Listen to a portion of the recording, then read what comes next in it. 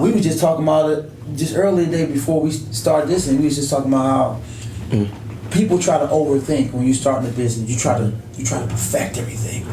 I gotta get the perfect video. I gotta get the perfect angle. I gotta get the perfect website. No, take action. Right. Let's start right from where you at. Wherever you start at, just start taking action. Agreed. And then as you grow into the process, start making your you tweets. can go get a PhD on how to start a business. Yeah. But guess what? After you get that that degree, you still got to start the business. Get this right. So you got a PhD on how to start a business, but now you still got to start it. Exactly. Opposed to, go start it. Right. That's it. Right. Let's start. So don't let me get... Nah, because I always say this, right? People say, I'm an overthinker. No, you don't need to be an overthinker. What you need to do is be a deep and a quick thinker. You need to be able to think on the fly. You need to be also process shit and say, you know what, I don't need to do this, and this, and this, and this, and this. But for the most part, you just have to kind of always be on the move because none of this is guaranteed. Yeah, it's not. So these opportunities are always it's not always, every day we think, that's going to come back. I've seen people, they offered him a job at Cartoon Network. They said, we want you to work for us. He bullshitted, never got a call again. Man, he about to have me go into something even deeper, boy. This boy right here, man. So as far as all right, let's get on the fitness way. Let's get on the tip, man. Yeah. So what are the necessary steps to become an official personal trainer or fitness instructor? Well, number one, man, you have to get certified. Okay. Right. You got to get certified from an accredited organization. Okay. I went and got my certification through NASM. Okay. NASM. So National Association of Sportsmen. Okay. NASM is one of the top ones in the world, but you also have ACE out there. So a lot of, you want to, number one, go and get certified. Gotcha. Right? Social media, because, a lot of times trainers don't get certified, and I'm not knocking nobody that's not. But what I'm saying is this: it's just like in any industry, get educated, right, and then continue to build your education, because only thing it's going to do is open up many doors. More options. No knock to anybody that's not, right, because it's a lot of trainers that, hey man, I got 500,000 followers and I'm that dude, or I'm they that fine girl, with that, right, and that's fine, but it's certain arenas or certain areas that you may or may not be able to get into because you don't have certifications. That paperwork. So I say number one, you have to get certified from an accredited organization. Okay. That's number one. So it's an exam? Oh yeah. Okay. So with NASM, man, you know, anybody out there that done took a chemistry or algebra 3, calculus, something crazy. The NASM exam it's a 2-hour exam. 120 questions, and you only got to get 70 right, but the exam is not stationary where you have to, the questions change, right? So if you took it last week and I took it this week, the questions change, the type of questions stay the same, but man, I studied for about a year, because right when I start studying for it, me and my wife had got married, we're getting married, and it required my full undivided attention so much, and I'm like, let me step back, finish the wedding, and then go at it. So really, all of 2020, I was literally in the house studying, like I was back in college. Okay. Hardcore 3x5 cards. Right. Highlighters. That mud work. Oh yeah. Yes, sir. Oh yeah. And that process helped me. The process helped me for my business, right? Because now I will wake up at 3 a.m. and study from 3 to 5, and then go to the gym from 5 to 7, and then go work, and then get off work and study more. Now, the time I used to study, now I'm working on the business. Yeah, I didn't start sleeping in at 5 o'clock now, but the process. That's what I'm used to it. Is what? Yeah, right. The process what makes you sweet. Yeah, that's it. Now it's a lifestyle. Yes. That's what it is. It's a lifestyle. I always said something my mom always told me. She said, just because you paid the car, that doesn't mean you have to stop paying yourself. Because now that you're paying $450 a month, why don't you just pay yourself or invest in your business? Absolutely. Right. Absolutely. Come on. You're a smart dude, man. Hey man, I be trying, man. I know I look stupid. I know how I look. I know. Nah, but as far as the certification, how long does it last? Does it have an expiration date on it? Well, basically with NASM, it's different rules and regulations for different organizations. Correct. But with NASM, you have a 2-year window. Okay. Where you have to now go back and get recertified in something else. You always certified, but the certification ends if you don't go and take another course. So it's basically continued education. So you basically have to take at least two continued educational courses every 2 years. Okay. And some of those courses can count for 2. So like you can take one course and it counts for 2. So basically you have to continue education every 2 years and pass some type of certification. It doesn't have to be to the extent of the personal training one, because that's real extensive.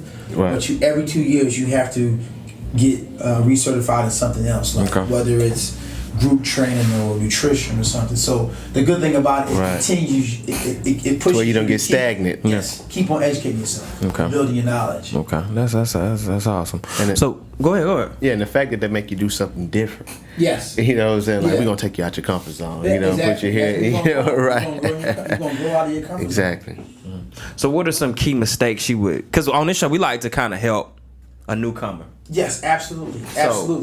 The number one thing I see with trainers is lack of confidence. Right? And that could be from not being accredited or not being certified or just feeling they're new to the field or whatever it be. And because they have lack of confidence, and everybody's victim of, I was a victim of it, where when you first come out, you start charging close to nothing. And you overextending yourself. Right? So the number one thing is get yourself educated, number one. Figure out what's your best price point for a trainer and keep your prices. Gotcha. Right? And be flexible, know how to work with people. But the number one thing is just people. I see people undercharging themselves. You charging somebody, X amount of dollars, and you driving to their house, and you done whatever they paying, you done burnt that in gas by the time you get there. You providing and then also too, if when you provide the best service possible, then you can name your prices, right? Don't undercharge somebody and give a low quality training. Right. Set your prices and keep your prices. Another thing too is just a lot of times trainers get excited and sometimes they can just overtrain a client, put them in jeopardy of just getting injured. So you really want to understand and do your assessment on where the client is at physically and start them off slow. Start them off gradually so they can build up their endurance. And really do an assessment on folks. So the biggest thing I see is just, folks underpaying themselves as a personal trainer. And would you kind of recommend to any new trainer that they kind of learn from somebody that's been in the business already? Absolutely. I mean, get you a mentor. Get you someone that has done it already. And that's with anything you're trying to do, right? You want to surround yourself with people that have done it, are doing it. And then they can kind of show you the ropes, because that's what I had. I had a mentor that, his name is Hollywood. I don't know if you ever heard of him, but trainer here in Atlanta. He actually trained Usher for Confessions. Right? So that was one of my other mentors. Also, one of my other mentors is KD with the Muscle. He is another trainer here. And but first I started out with Hollywood, and it's somebody that basically showed me the platform of how to create a price structure for clients, right? Which is important. And having all that documented, right? Presenting yourself in a professional manner, all those things were important. Being on time, how to communicate with. So you really definitely want to get mentors in the game. Somebody has done what you're trying to do. Okay. Absolutely, you have to. That's very important. Yeah, that's very important. And to have somebody, again, those people, you include those people that have that superhero attitude that say, you know what, I see where you're going, Yeah. Let me give you some game Yeah. because as you said, that's important Yeah. because it's easy to get in and you have some people get in their ego. They just want to charge a lot of money and they're not worried about it. But some people overextend themselves. Yes. Especially with fitness. Because you're giving it's not packaged. So to speak. Yeah. You're not so It's a lot of service. people put a work on it. You know what I'm Yeah. saying? So how did you combat just basically the whole when you put your prices out there? And this what it was. It's always it's always a little bit of friction gray with area. it. Yeah, some people that mean- don't believe that's what it's worth. I mean, at the end of the day, it's about confidence, right? The number one thing is about confidence that you know without a shadow of a doubt that your processes and your skill sets will get clients the results, right? And that's the number one thing is just being confident in owning your business, right? When you own your business and people see that, right? You take a certain level of professionalism in your business. Right. Oh, he ain't playing no games. You know what I'm saying? So Right. that's Serious. part of it. And then the second thing was just, again, going back and getting a top certification. So now, the biggest thing with all that is confidence within yourself. Yeah. Right? Key. Some people, and that's just fine. Some people won't pay, can't pay, or prefer Right. not to, and that's fine, right? But Correct. when you own your business and you're confident in your skill set, you own your prices. Right. That's it. That's it. That's it. And that's yes, sir. Nobody out, if you go to someone and say, hey, they work at a corporate job, and you say to them that whatever job they work on, hey, you know what, man?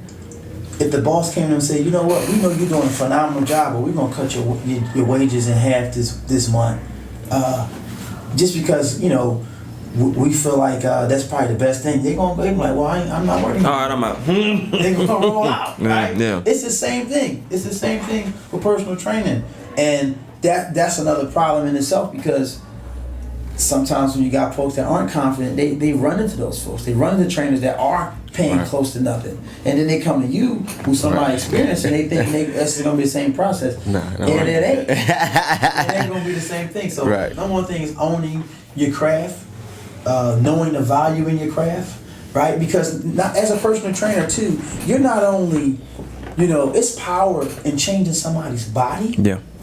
Right? I got a client of mine, and it's not even just their body, it's their mental. I got a client of mine who, they were having not just, trying to get back in shape, but they were, trying to work on their business. 'Cause I got a lot of clients that too similar to me, they're entrepreneurs.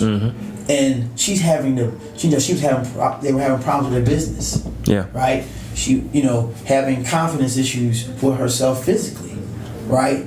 And anxiety and all those things. Once we got on the program, she started eating clean. She came back into the gym, total different person. And I'm like, and in my mind, I'm like, what happened? She said, I seen you. I Right. started eating right. I feel better about myself. My energy is up. I'm sleeping better. Right.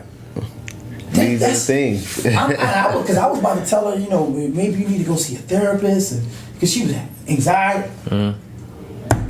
What you do for a person, sometimes as a trainer, is priceless. That's why a lot of people say Yeah. fitness saved my life. Yeah. And you're right, it's about the mental. Yeah. And that's how, and I probably just say, as you were saying, and I was thinking in my mind, a lot of people, when you think fitness, they don't consider you all like mental motivators, but you all actually are. You're teaching somebody to push past physical limits. Yes. So if you're able to keep that in your mind And when you go mental. out to, right, and you go to something in life like, okay, this business, okay, I got to get this here. You remember when you was in the gym. You know what I'm saying? You had that person telling you don't stop, don't quit. Because it's easy to get inerted. Or that discipline when you out Yeah. with your spouse, or you out and the way to say desserts please, and you like, Nah, I'm good. Yeah. Good. I'm good. that discipline you develop. That is one, priceless. that's priceless. Because it's going, like you said, it's going to transcend into your business. It's Yeah. going to transcend into your relationship, Everything else. your children. Right. So you building skill sets for a person outside of the physical that's going to help them in everyday life. Cause you gotta think about it. At some point, we couldn't do 20 push-ups without stopping. So now you're doing it. So what you done to your mind is said you proved